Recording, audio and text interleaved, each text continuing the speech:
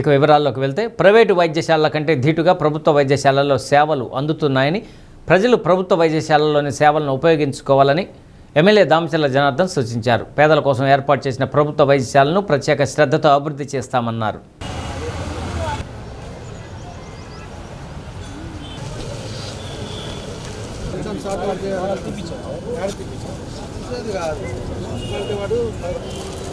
ఒంగోలు మాతా శిశు వైద్యశాలలో ఆసుపత్రి అభివృద్ధి కమిటీ సమీక్ష జరిగింది. 2014-19 కాలంలో ప్రభుత్వ ఆసుపత్రుల అభివృద్ధికి కూటమి ప్రభుత్వం పలు చర్యలు చేపట్టిందన్నారు.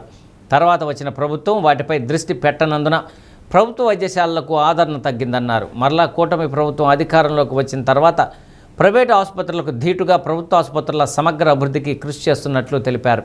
అందుకు ఉదాహరణగా మాతా శిశు వైద్యశాలలో గణనీయంగా పెరిగిన అవుట్ పేషెంట్ల సంఖ్య నిదర్శనమన్నారు. ప్రతి నెల సుమారు 175 ఆపరేషన్లు జరుగుతున్నాయని, సేవల పట్ల రోగులు, వారి కుటుంబ సభ్యులు సంతృప్తి వ్యక్తం చేస్తున్నారని తెలిపారు. రహదారి విస్తరణలో భాగంగా నిర్మించిన ప్రహరీ గోడ నిర్మాణాన్ని పరిశీలించి ఆసుపత్రిలోని సేవలపై రోగులతో, సహాయకులతో మాట్లాడారు. Doctor Lakshmikumari, superintendent doctor Venkatrao, అభివృద్ధి కమిటీ సభ్యులు doctor Anjani, Pallavi, Bondela Sridevi, commissioner doctor Koduru Venkateswararao, MPDO Rajasekhar తదితరులు పాల్గొన్నారు.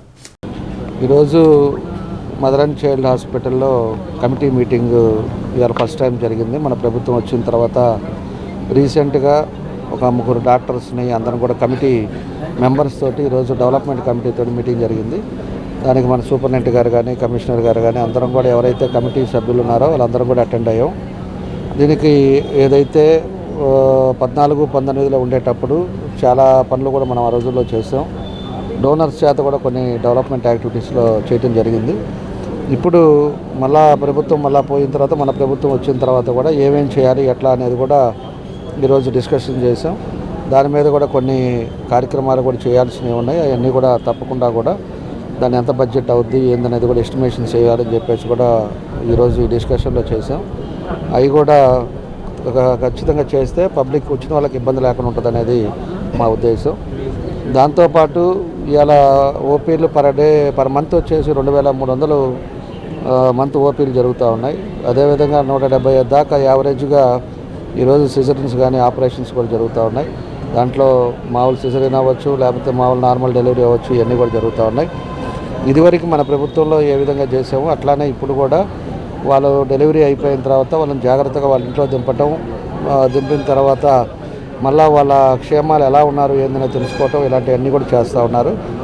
ఈరోజు ప్రభుత్వం కూడా ఏదైతే గవర్నమెంట్ హాస్పిటల్ ఉన్నాయో వాళ్ళకి IVRS కాల్స్ పెట్టేసి వాళ్ళ పేషెంట్ని కూడా క్రాస్ చెక్ చేస్తున్నారు. ఎలా ఉన్నారు ఏంటి, మీరు పలానా రోజు డెలివరీ అయ్యారు కదా, ఇంట్లో ఎలా ఉన్నాయా, మందులు ఏమన్నా హాస్పిటల్ వాళ్ళు ఫోన్ చేస్తున్నారా, ఇలాంటివి కూడా ఈరోజు ఈ ప్రభుత్వం కూడా చర్యలు తీసుకుంటా ఏదైతే వాళ్ళకి అన్నీ కూడా అందుతున్నాయా లేవని కూడా తీసుకోవటం కూడా జరుగుతుందని చెప్పి కూడా మేము తెలియజేస్తున్నాం.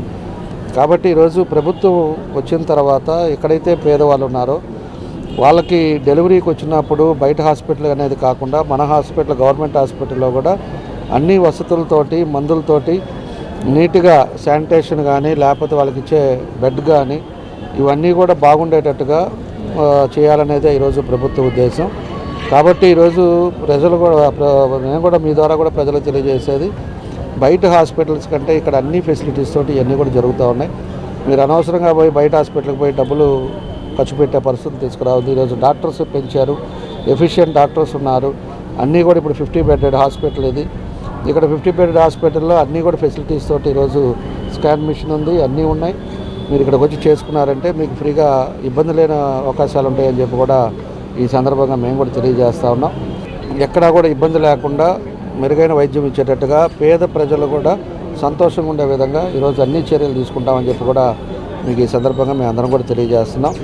కాబట్టి ఏదైతే ఈరోజు కమిటీ మీటింగ్లో జరిగినాయో అవన్నీ కూడా తొందరలోనే ఇంప్లిమెంట్ చేసి ఒక్కోటి స్టెప్ బై స్టెప్ చేసి ఇంకా జాగ్రత్తలు తీసుకొని అందరూ కూడా వచ్చిన వాళ్ళు హ్యాపీగా బయటికి వెళ్ళే విధంగా, వాళ్ళ ఇంటికి వెళ్ళే విధంగా ఇవన్నీ కూడా చేస్తామని చెప్పి కూడా మేము తెలియజేస్తాం.